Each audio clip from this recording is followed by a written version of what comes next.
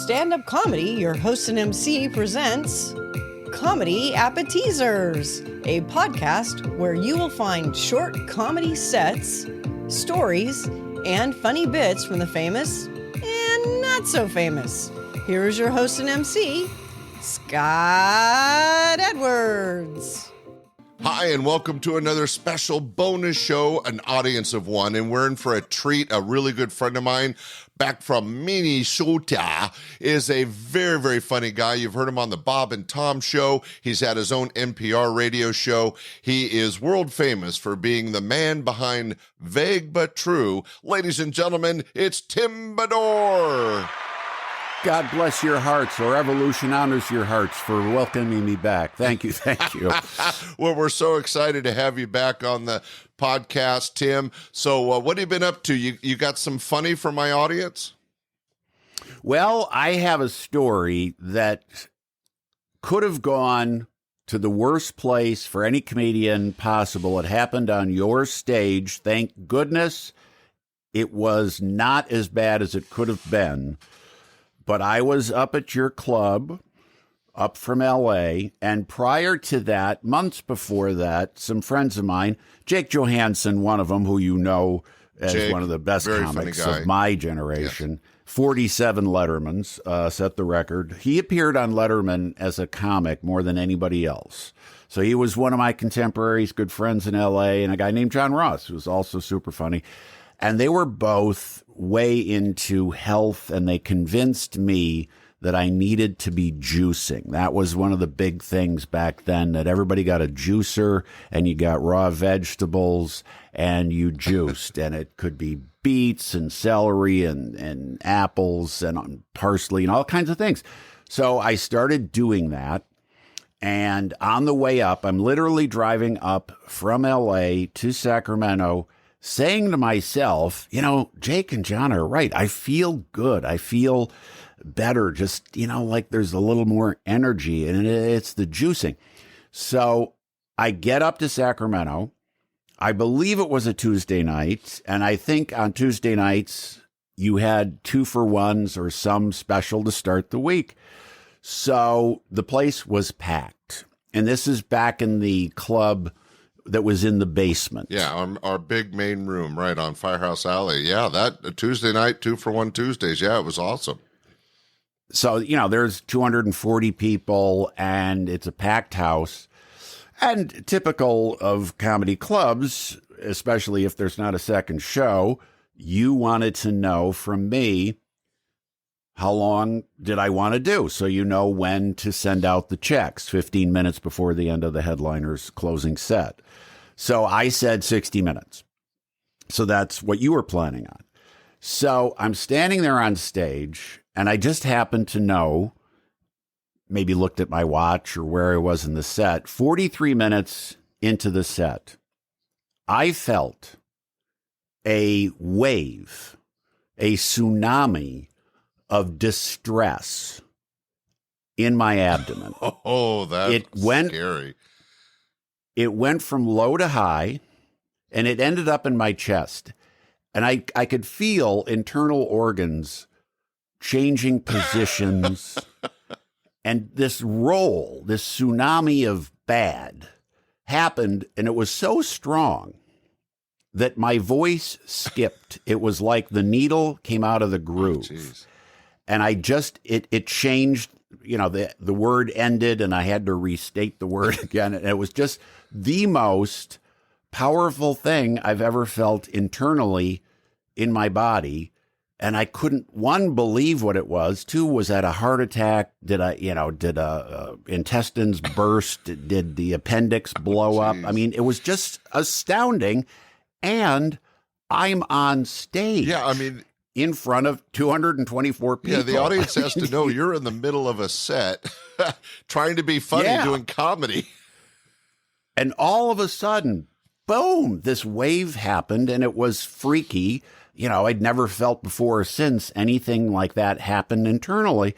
But then, amazingly as well, it just was gone, and I was fine. Oh. And I was really thinking, should I continue? or should I just excuse myself and something happened, folks, and I've got to get off stage? But then I literally felt totally normal. It had come and gone within seconds.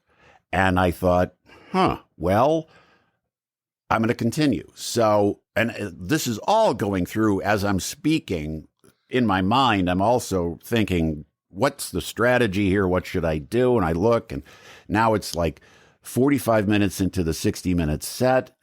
So I started into a routine that you know well about scuba diving. And so it's kind of a long story. It's a long setup. And I'm thinking to myself, maybe you don't want to do the long setup stuff if you have to get off stage in a hurry. But I went into it anyway. So at about, 45 minutes into the set, I feel a second wave of just horribleness in my gut, in my internal organs. And it again goes from low to high. It rolls just up, and my voice skipped. And I knew it was, I could choose within a small range, time, space, where this was going to happen, but it was going to happen. I was going to not throw up. I didn't have that kind of sickness. I had the worst bowel distress that anybody could possibly have. And as it turned out, it was food poisoning from raw vegetables, thanks to Jake and John. They're trying to make you healthy and in the same time trying to kill you. Oh, so that second time that it happened, I knew what it was, and I knew it was going to be within seconds, that I would not be able to control it. My body was going to get rid of a lot of bad stuff. You just knew it. Right on stage. Oh, God. And right on stage. And so I'm literally starting this long story routine, and right in the middle, I said, "Thank you, good night," and just turned. So I went backstage, went out into the audience, and saw that there were just people sitting almost in the aisles. I mean, it was just sold out show. And I couldn't get to the bathroom that was back all the way across the room. And I thought, oh my God. And I don't want them to see me panicked and running. So I went upstairs, and you had that bar over the showroom that was called the Magic Bar, the Top Hat. Magic Hat Bar. And so I went through there because I knew there was a bathroom at the other end of the hallway. So I ran. I mean, and the people upstairs, hey, the headliner's running through through the bar. The show's not over. What's happening? I got to the bathroom, and just as I was getting into the toilet, I'm getting my pants down just as the waistband of my pants clears the barrel. Great imagery. Boom. I mean, and just explosion. And I know this is going to be maybe a little too graphic, but this is what happened. It was such bad food poisoning, and had happened so fast and was so foul, I was starting to gag just from the odor. I was coughing from the horribleness that was inside and had just exploded. And immediately, it was just so amazing. I start with the cold sweats. You were sweating, but also cold. The chills started happening. I'm shaking. I'm exploding externally down. I'm on the toilet, rocking back and forth in pain. I am almost shouting in pain as wave after wave decided to leave, and sweating. And I'm thinking I'm dying. And I had no idea at the time what this was, but it was just this incredible thing. And So I sat there for 10 or 12 minutes, just, battle after battle, cannon blast after cannon blast of just awfulness and the smell, and I'm choking and I'm just sweating. And finally it kind of stops and settles down. And I'm thinking that maybe I dodged the worst bullet ever, because if I had just waited 30 more seconds, it would have happened on stage. Oh my God. And then what? And as the club owner, can I just say thank you for not doing that on stage, but also I guess maybe not thank you for redecorating my bathroom. Wow. I mean, and I don't even know, who had to get in there and do what, but this is what happened. So now I'm sitting there, and I'm thinking, I got to get up and explain to you what happened, why I left the stage before ending my show. And you didn't even have the checks out. I remember that. You didn't have the tabs out. So, the audience had to sit there for a while as the waiters would bring out their check. So, and it could have been 12, 13, 14 minutes that I was sitting on the toilet. And I'm thinking, I got to get up, clean up, get the sweat off and just get to a hospital or something, because I was still very sick feeling and weak. But right then, the door to the bathroom starts to open, and through the crack in the stall, I look out and I can see that the audience is starting to come upstairs, and they want to get into this bathroom. But the door, they'd open it, and somebody would walk in a step or two, and a wave of awful odor hit them, and they would turn around and leave. Oh, gosh. So every now and again, somebody would open the door, and now you could kind of sense that they were curious, what the hell died in here that is so awful? And there was a line starting. Every now and again, the door would open, and I could see 5 and now 6 and now 8 guys and all these curious looks. So finally, one person opens the door. He just blows past the line. Maybe other people told him there's something bad going on in there, man. You don't want to go in. And whatever. And he opens the door, and he boldly walks towards the urinal about 2-3 steps, and then kind of does the Charlie Chaplin backwards on one heel, arms waving in the air thing.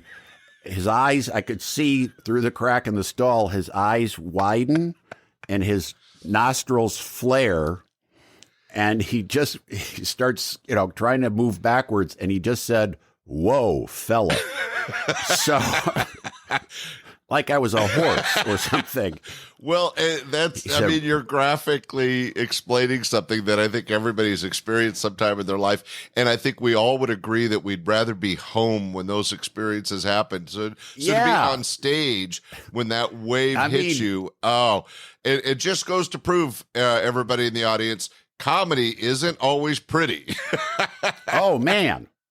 Can you imagine? That would be so scarring emotionally if that had happened on stage. I might never have worked again. It just, the memory would be so bad. So he turns around, "Whoa, fella," and spins around and walks back out. And then I think, oh, geez, now what? So clean up, wash up. And I think there's still a line of people out there. And I walk out, I put my head down, I'm looking at the floor, and as I walk out, they were just kind of stunned. And one person said, "It's him." Wow. I was going to say, how did you escape the bathroom? Because there's no way around the situation. And at some point you had to kind of own up and get out of there. Yes, and I was afraid of that as much as anything, that, they would, it was just, "It's him." That was it. So I went downstairs and told you what happened, and I think somebody drove me in my car back to the comedy house, and somebody followed them, and that night I was just shaking, chills, fever, more. But I was totally evacuated at that point. There was nothing left in there. Then it was just. And you got me a doctor's appointment the next day, and they explained it sure sounds like food poisoning.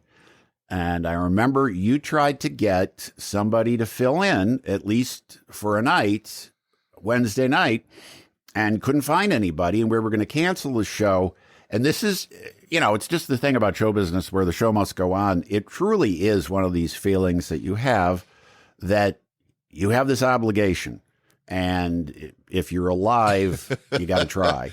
And so, and it's the only time in my life that I ever did a set from the stool. I sat because I didn't have any energy. I couldn't eat and I had no energy and I was, feeling bad, but I tried it and, it worked out. I sat on the stool for about 45 minutes and did the show from there. It is actually a good experience, just another way to work. Became, I think, kind of more personal because you're just sitting there talking as opposed to performing. So it was a good experience that way. And through the week, I made it through the week and got better. But it still haunts me to think, had the first wave been the second wave, I would have been standing there on stage. And I think I was wearing khaki pants. It would not have been good. Well, thank you for sharing that very intimate and personal story. Tim Bedore, ladies and gentlemen, an audience of one, a special bonus show. Now, we all know the scary backroom stories of professional entertainment live on stage, but I think it ends well because, as we've all heard our whole lives, the show must go on. Ladies and gentlemen, thanks for joining us. Tim, thanks for joining us today. My pleasure. All right, ladies and gentlemen. Well, eat healthy, but not any ground vegetables. And we'll see you back next week for another great show. Thanks for joining us. Thanks for listening to this week's episode of Comedy Appetizers. Be sure to share with family and friends, and we will see you this Sunday for our regular podcast, your host and MC, and again next Friday for another episode of Comedy Appetizers. Bye!